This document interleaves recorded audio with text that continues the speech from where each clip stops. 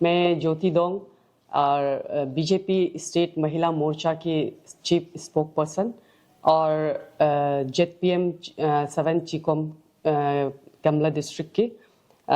तो आज हम यहाँ उपस्थित हुए हैं नारी शक्ति वंदन अधिनियम के विषय में। और आज सबसे पहले मैं आप मीडिया पर्सन को मैं नमस्कार करना चाहूँगी।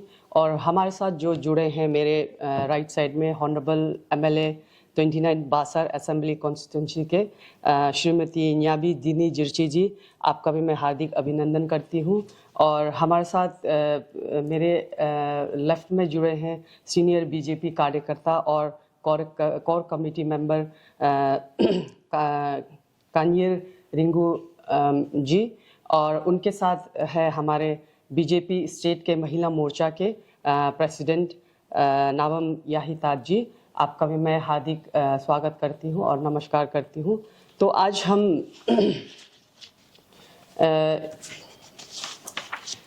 मीडिया के द्वारा नारी शक्ति वंदन अधिनियम का मैं प्रकाश डालना चाहूँगी। तो नारी शक्ति वंदन अधिनियम 2023 सितंबर को पारित हुआ था और ये कुछ दिन बाद में एक सशक्त कानून बनने जा रहा है। एक संवैधानिक संशोधन लोकसभा, राज्य विधानसभा और दिल्ली विधानसभा के महिलाओं मीडिया के द्वारा नारी शक्ति वंदन अधिनियम का मैं प्रकाश डालना चाहूँगी। तो नारी शक्ति वंदन अधिनियम 2023 सितंबर को पारित हुआ था और ये कुछ दिन बाद में एक सशक्त कानून बनने जा रहा है। एक संवैधानिक संशोधन लोकसभा, राज्य विधानसभा और दिल्ली विधानसभा के महिलाओं के लिए 1/3 सीटों का आरक्षण सुनिश्चित करता है। यह केवल भारतीय महिलाओं के लिए नहीं बल्कि पूरे भारत के लिए एक ऐतिहासिक मील का पत्थर है। तो भारत के लोकतांत्रिक इतिहास में नारी शक्ति वंदन अधिनियम 2023 एक युगांतकारी कदम के रूप में सामने आया है।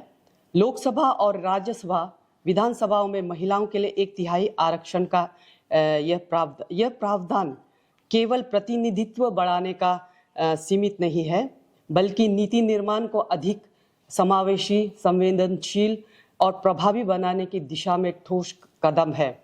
इसका शीघ्र और प्रभावी क्रियान्वयन महिलाओं को नीति की लाभार्थी से नीति की निर्माता बनाने का मार्ग प्रशस्त करेगा और यही विकसित भारत के निर्माण की आधारशिला बनेगा।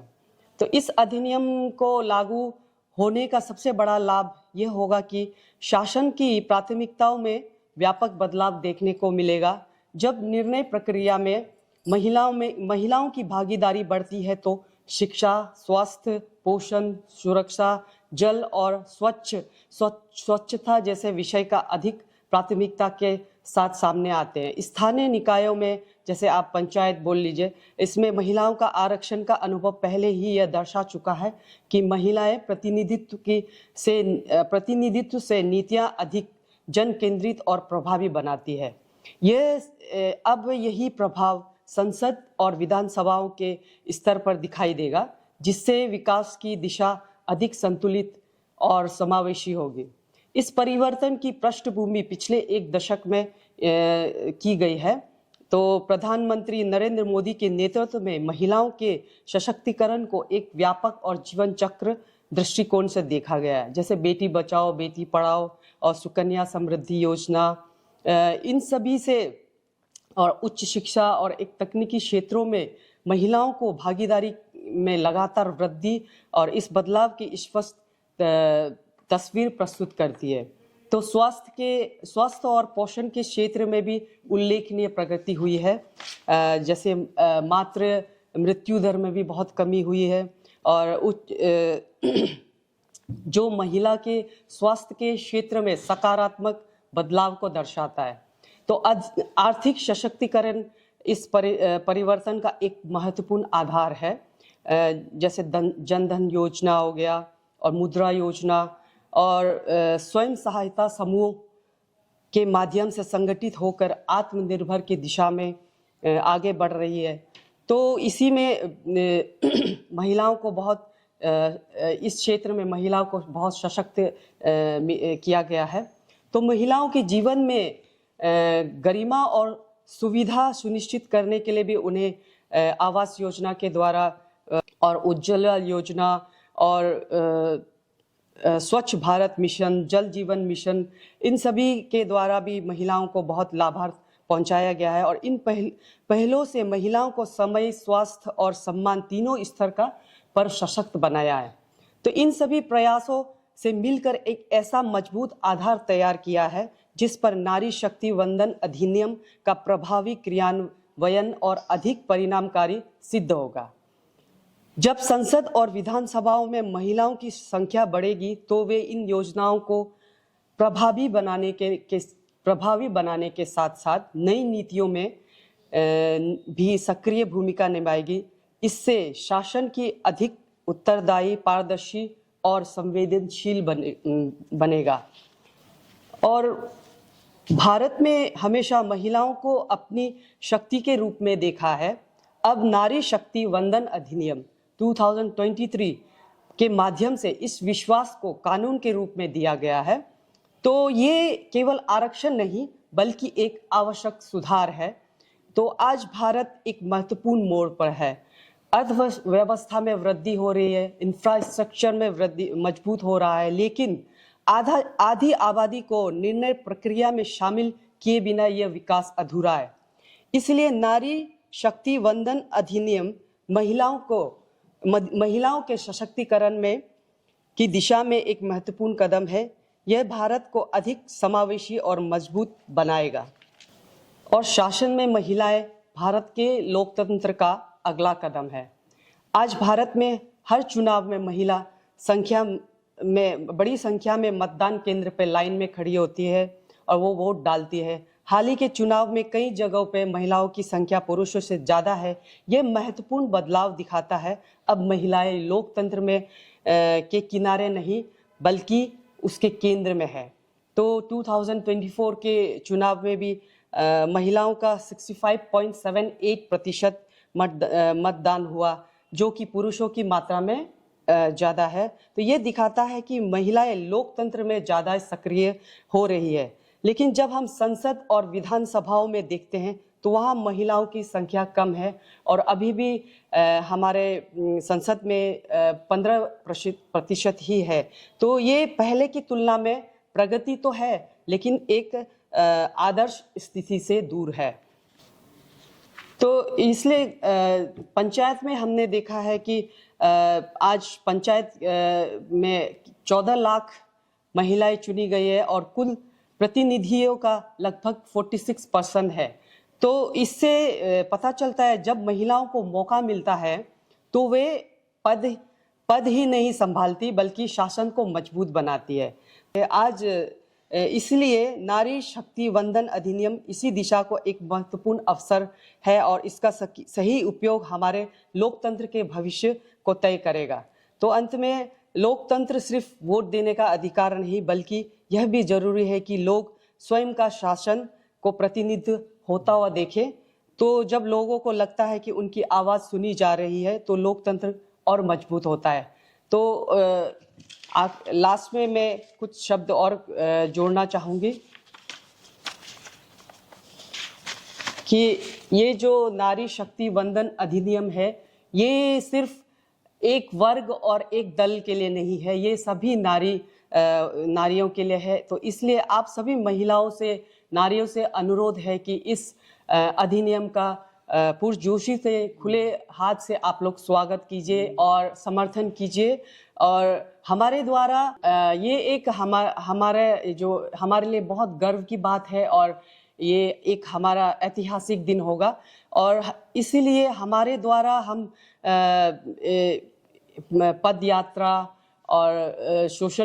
यात्रा और आपका नारी सम्मेलन ये सब और बाइक रैली ये सब आयोजित करा रहे हैं। तो इन सभी में किसी न किसी रूप से आप लोग जुड़ के अपना समर्थन दीजिए, अपना स्वागत इसमें व्यक्त कीजिए। आप लोगों से मैं यही आशा करती हूँ। ये भारतीय राजनीतिक में एक क्रांतिकारी बदलाव लेकर आएगा ये नारी शक्ति वंदन अधिनियम। तो इसी के लिए और अभी यूनियन कैबिनेट ने नारी शक्ति वंदन अधिनियम के बदलाव को मंजूरी दे दी है और सरकार ने 16, 17, 18 अप्रैल को विशेष सत्र बुलाया है। तो हम सब के लिए ये एक गर्व की बात है और हम सब महिलाओं को ये एक बड़ा उपहार मिल रहा है। तो इसके लिए हम पुरजोश से उनका स्वागत करें और उनका समर्थन करें। मैं आप लोगों से यही अपेक्षा रखती हूँ। धन्यवाद।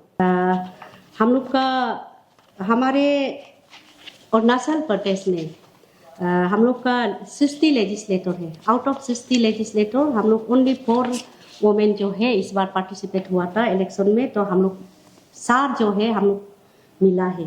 तो आउट ऑफ 60 हम लोग का 33% अगर हम लोग को जैसे अभी नारी शक्ति वंदन अधिनियम का तहत जो है वोमेन रिजर्वेशन एक्ट 2023 जो सितंबर में पास हुआ, इसको अगर लागू करता है तो क्या होगा कि हम लोग का यहाँ जो है आउट ऑफ 60 हम लोग को 20 MLAs हम लोग मिलेंगे।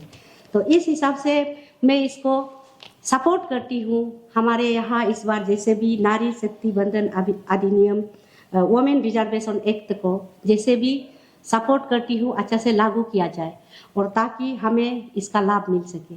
और जैसे हमारा वोमेन जो है जैसे अभी इस बार अरुणाचल में ओनली 4 सीट को वोमेन टिकट दिया गया था।